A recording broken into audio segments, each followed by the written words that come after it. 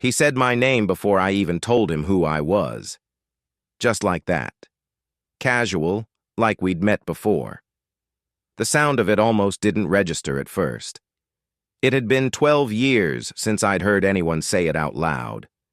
That name doesn't belong to me anymore. Or maybe it never really did. It's strange how a single word can feel like a hand reaching out from the past, one you thought you buried. I'd stopped at a small cafe on the edge of the city, a quiet place. No one talks too much there, perfect for someone who doesn't want to be noticed. He was sitting by the window, an older man. Gray coat, still posture. I'd seen him before, I think. Maybe just passing by. But that day when I walked in, he looked up and said it. "Late again, Arjun." My throat went dry. I hadn't used that name since the night I left. I wanted to ask him how he knew me, but the words got stuck somewhere between curiosity and fear. He smiled like he'd been waiting. I didn't stay long. I left half my coffee untouched and walked out before the clock even hit 5. But as I reached home, something kept echoing. He said my name, not my current one, my real one, the one I buried. Home feels different when the past knocks. That night, I opened a closet I hadn't touched in years. Inside, a shoebox, photos, an old ID, and a picture of her. Maya, the woman who once knew me better than anyone else, the reason I left everything behind. We were happy once, until that night, the night everything changed. I still remember rain on the glass, the smell of coffee and burnt toast, and the argument that wouldn't stop. We both said things we couldn't take back. She left, I left. And what came after? I never had the courage to look too closely. The next morning, I went back to the cafe. The old man wasn't there. I asked the barista, a young girl. She said he comes every day, sits in the same chair, orders black coffee and waits. For who, she doesn't know. Then she added something that made my stomach twist. He always leaves his cup behind. Says the right person will find it. I looked down. There was a cup near the window, old ceramic, chipped at the rim. Inside, scratched faintly on the side, was my name, my real one. That night I couldn't sleep. I kept thinking about the man, his eyes, the way he said my name, like someone testing a memory. I called an old friend, someone who knew me back then. He didn't sound happy to hear from me. Said people still talk, that when I disappeared, some thought I was dead. Others thought I ran because I was guilty. I hung up, didn't ask guilty of what.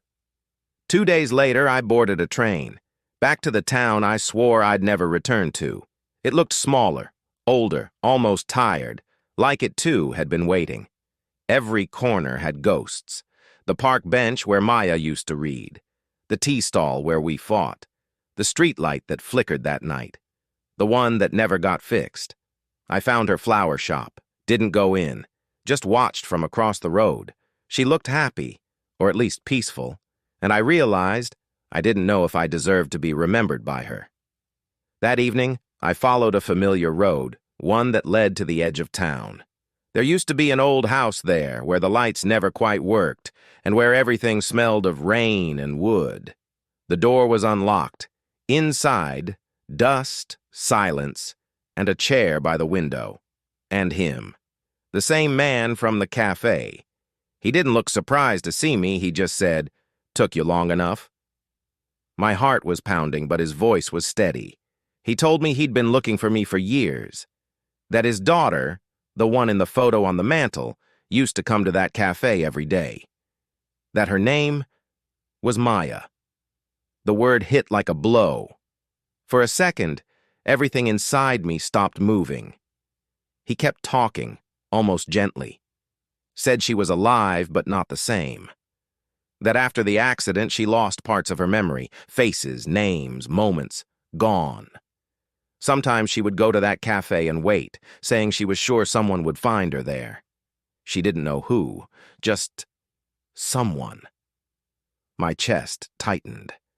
I remembered that night in pieces, Shards of a broken mirror. The fight. The rain. I followed her into the street, shouting something cruel. Headlights in the corner of my eye. A screech. A flash of white. And then silence. She fell, but she was breathing. I wanted to help, but the driver ran. People started to gather. Someone shouted my name, and I ran too. The old man said he found me once, years ago at the station.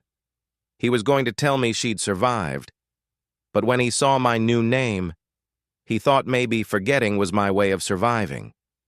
He didn't want to take that from me. He looked at me with eyes that had already forgiven me and said, "She never blamed you. But you blamed yourself enough for both of you." He slid something across the table, a small object. It was the same cup, the one with my name carved inside. And just below it, faintly scratched, another word. Maya. That night, everything came back. The old man wasn't a stranger. He was her father, the man who pulled her from the wreck, the one who made sure she lived. She'd survived, but her mind built walls where the pain was. He said she sometimes remembered pieces, the sound of rain, a name on a cup, a man with sad eyes. She never blamed me, he said. She just waited, in her own way, hoping one day that man would walk in again.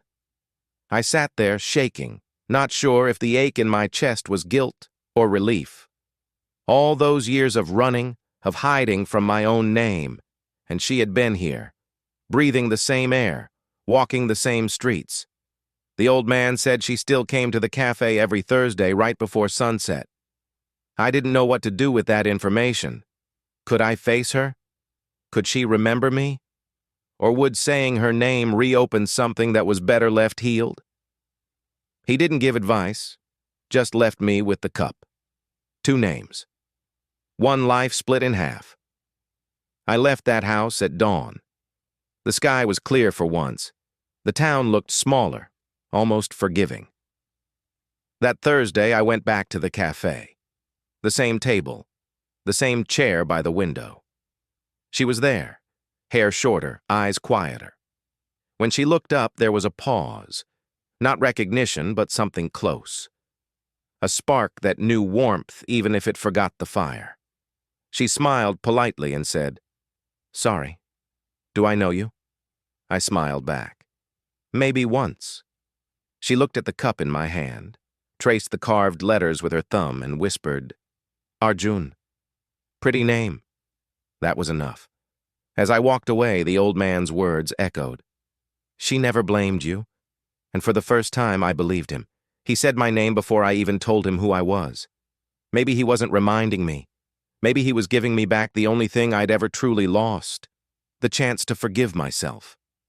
And as the rain started again, I whispered her name back into the world, softly, like a promise.